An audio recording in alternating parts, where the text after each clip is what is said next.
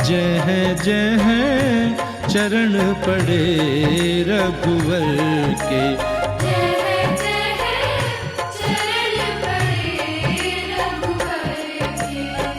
चरण पड़े रघुवर के मेरे, चरण पड़े रघुवर के, जह जह चरण पड़े रघुवर के, जय जय चरण पड़े रघुवर के। सुख सागर संताप मिटावे, ऐसी करुणा करके, जह जह चरण पड़े रघुवर के, जय जय चरण पड़े रघुवर के। जह जह चरण पड़े रघुवर के। जय जय चरण पड़े रघुवर के। भाई और बहनों, जय श्री सीताराम। हम लोग राम जी के चरण चिन्हों का अनुकरण करते हुए दंडकवन में जा रहे हैं। अब कैसे कैसे राम जी गए? अपनी मर्जी से नहीं गए, ऋषियों के मार्गदर्शन में ही आगे बढ़े। राम जी मैहर आते हैं। अब कोई पूछे मैहर क्या? मैहर शब्द की व्याख्या कीजिए। माई हार से मैहर बना है। माता के हार से, माई माता के हार गिरा था। कब? जब कुंड में मां सती ने अपना आत्मदाह किया योगाग्नि में, तो भगवान शिव लेके उनको चारों तरफ घूमते रहे।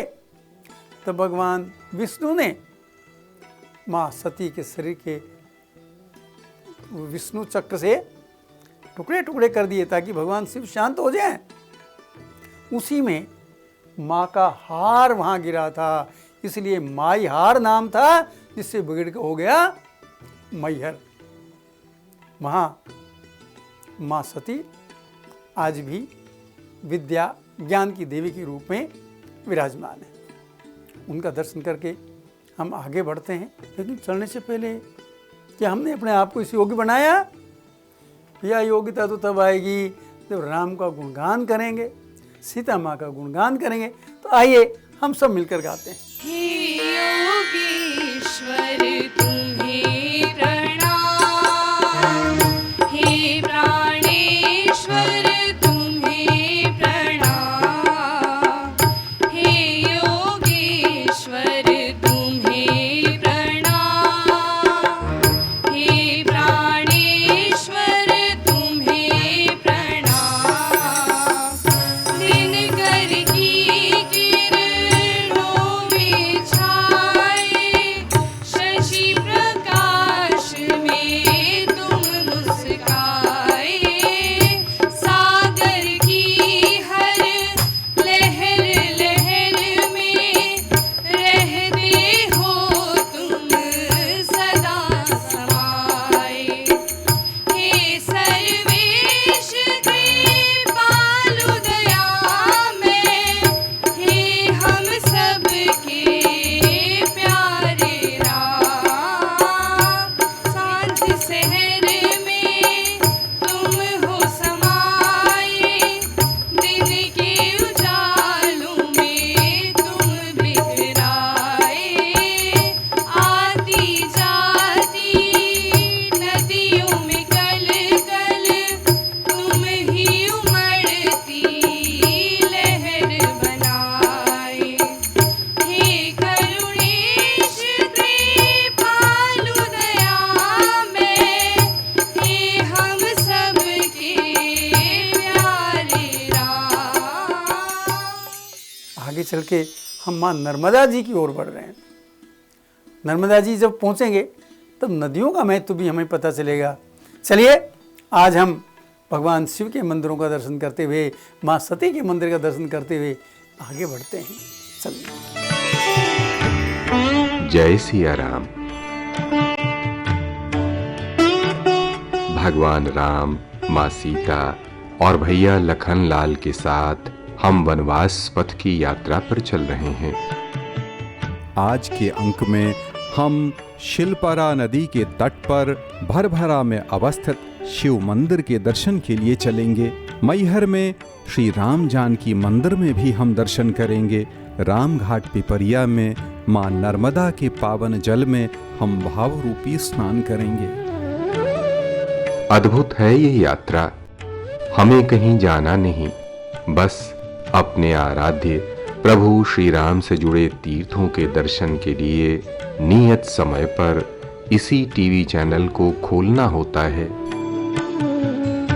अपने देश के ऋषियों मुनियों की जानकारी जन जन तक पहुंचाने की एक कोशिश है।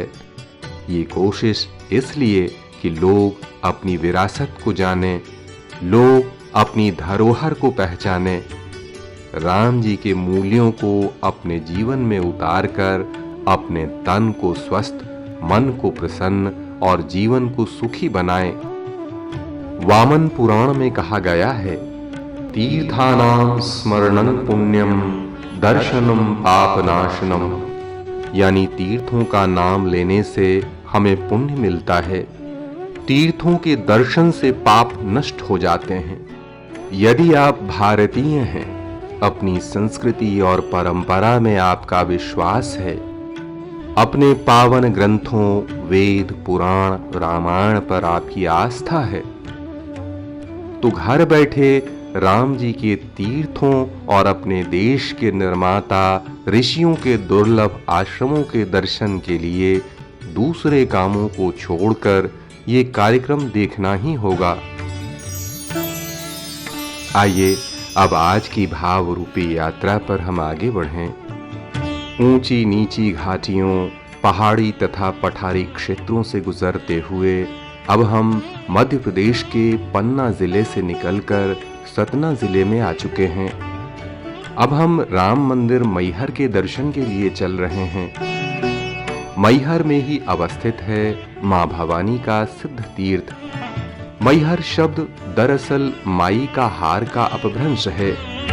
प्राचीन लोक आस्था और विश्वास के अनुसार दक्ष यज्ञ विध्वंस के बाद जब विक्षिप्त भोलेनाथ सती मां का पार्थिव अवशेष लेकर यहाँ वहां भटक रहे थे, तो भगवान विष्णु सुदर्शन चक्र से क्रमशः माता के पार्थिव अवशेष को धीरे धीरे काटते जा रहे थे।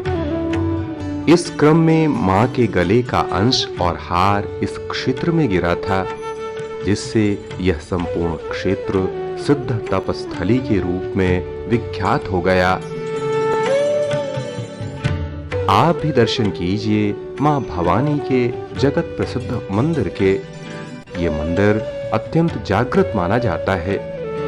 श्रद्धा भाव से प्रणाम कीजिए ऐतिहासिक देवी मां को। लोक आस्था के अनुसार भारतीय मध्यकालीन इतिहास की अमर नायक आल्हा उदल की भवानी मां यही थीं। नीचे यहाँ आल्हा उदल का आवास माना जाता है।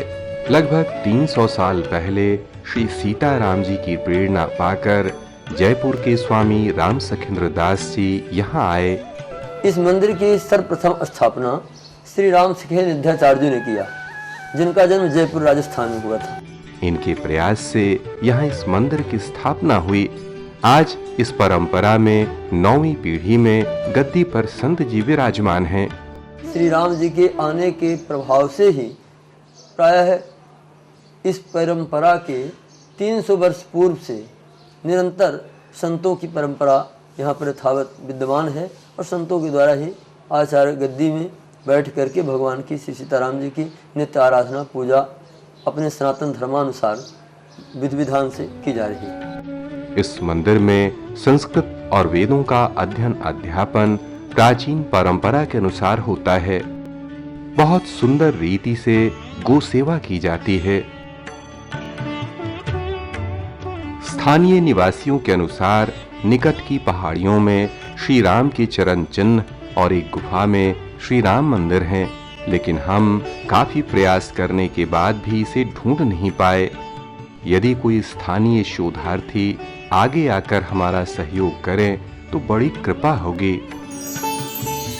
अब हम मध्य प्रदेश के सतना जिले से निकलकर कटनी जिले में आ गए हैं। भाव रूपी यात्रा में सूक्ष्म दृष्टि से विचार करें तो हम पाएंगे कि श्री राम ने अपनी अधिकांश यात्राएं नदियों के किनारे की। अब हम भगवान से जुड़े एक और पावन तीर्थों के दर्शन के लिए शिलपरा नदी के किनारे पहुंचते हैं। राम जी जहां कहीं रहते थे, भोलेनाथ की पूजा अवश्य करते थे और इस क्रम में जहां कहीं राम जी ने पूजा की, काल क्रम में ये स्मृति स्थल मंदिर के रूप में भी विकसित हुए। यह है कटनी जिले में शिलपरा नदी के पास अवस्थित प्राचीन मंदिर अवशेष। खुदाई में यहाँ से मूर्तियां मिली हैं, आप भी दर्शन कीजिए। नंदी महाराज, गणेश जी, शिवलिंग, हनुमान जी, कई मूर्तियां खुदाई से निकली हैं। ये मंदिर परिसर विशाल क्षेत्र में फैला हुआ है। एक संत की कृपा से ही इसकी खोज हो पाई। कटनी जबलपुर मार्ग पर टुंडी रेलवे स्टेशन के पास भगवान श्री राम का ये विशाल मंदिर परिसर आज श्रद्धालुओं की आस्था का प्रमुख केंद्र बन गया है। श्रद्धा सहित प्रणाम कीजिए। अब हम यहाँ से आगे की ओर बढ़ते हैं। अभी हम मध्य प्रदेश के जबलपुर जिले के पिपरिया गांव के आसपास हैं। हमारी गाड़ी फंस गई है। इस एकांत में, सुनसान में कभी भी कुछ भी हो सकता है, मगर जिसे प्रभु का सहारा हो उसका कोई अनिष्ट नहीं होता। हमारे मन में अडिग विश्वास है।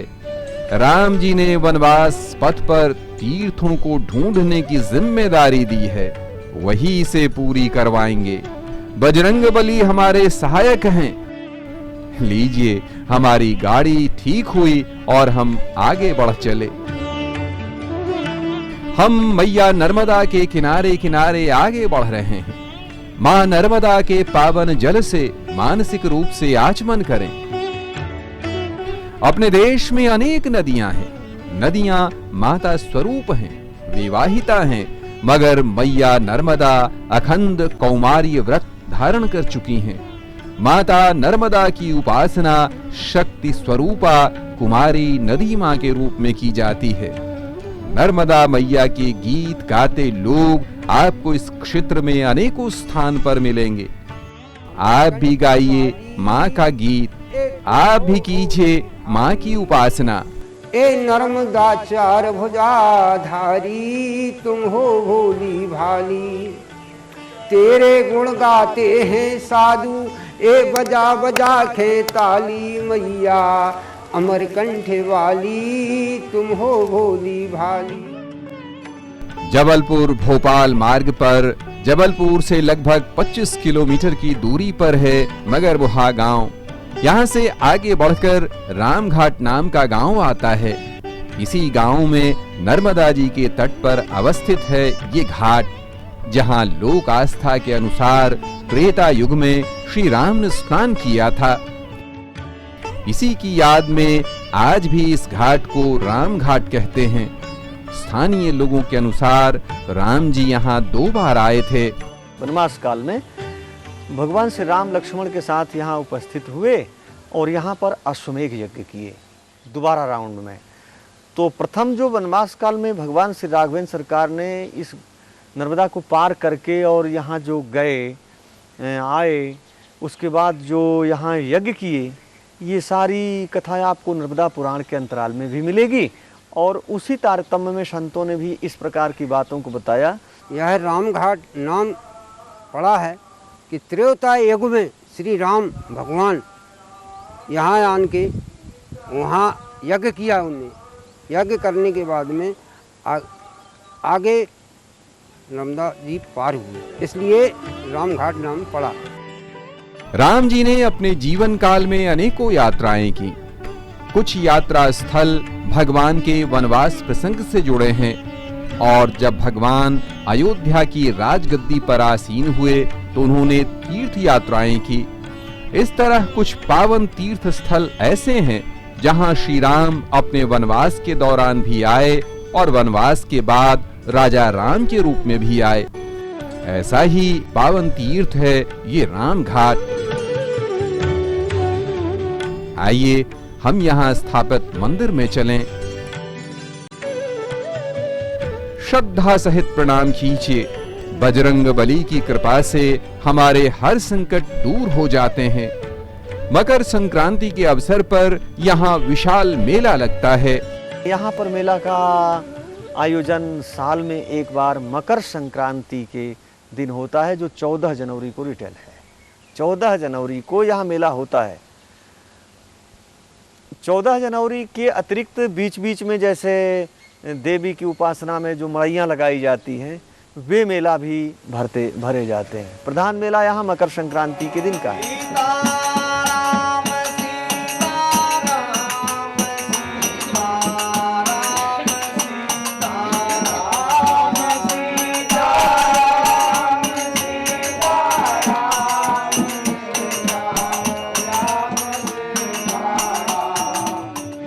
बस यहीं पर हमारी आज की यात्रा विराम लेगी। अगले अंक में हम आपको कुछ और दुर्लभ तीर्थों के दर्शन के लिए ले चलेंगे। जय सिया राम। बंधुओं, आप जानते हैं कि सबके सहयोग से ही ये कार्य चलता है। हम प्रत्येक एपिसोड में एक राम भक्त परिवार का सम्मान करते हैं। आप भी उस सम्मान के पात्र हैं। लेकिन आज जिनके सहयोग से ये कार्यक्रम हो रहा है, ये सब स्थल घर घर पहुंच रहे हैं। आइए हम उस राम भक्त परिवार से आपको मिलवाते हैं। इस अंक के राम भक्त परिवार में सम्मिलित हैं श्री प्रदीप कुमार बूबना और श्रीमती आभा बूबना।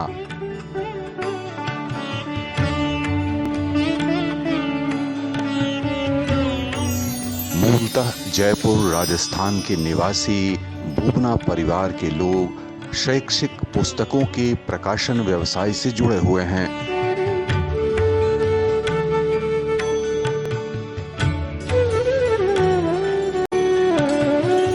हम आपके सुखद भविष्य की कामना करते हैं। हम अपने सभी दर्शकों के सुखद भविष्य की कामना करते हैं। और अब प्रस्तुत है आज का संदेश। जह जह राम चरण चली जाई, तिन समान अमरावती नाई।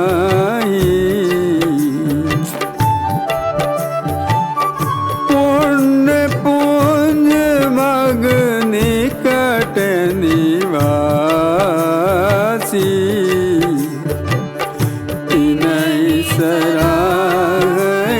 सुरपुर वासी। इन पंक्तियों का सरल भावार्थ है, राम जी के चरण जहाँ जहाँ पहुँचते हैं, वह स्थान स्वर्ग की राजधानी अमरावती के समान बन जाता है। स्वर्ग के राजा हैं इंद्रदेव और उनकी राजधानी है अमरावती। अमरावती से भी अधिक अलौकिक सुख राम जी के चरणों में मिलता है। यही इन पावन पंक्तियों का संदेश है। तात्पर्य है, हम राम जी के चरण में अपनी भक्ति को दृढ़ करें, राम राम की रट लगा लें। बंधुओं, मन तो करता है इस यात्रा पर और आगे चलें और आगे चलें, लेकिन समय की तो मर्यादा है ना। ये घड़ी की टिक टिक हमें बता रही है कि हमें आज का विश्राम स्थल यहीं चुनना पड़ेगा। आइए आज हम यहाँ रात्रि विश्राम करते हैं। अगली बार इसी समय इसी चैनल पर आपसे पुनः भेंट होगी। तब तक के लिए जय श्री सीताराम। जय जय चरण पड़े रघुवर के,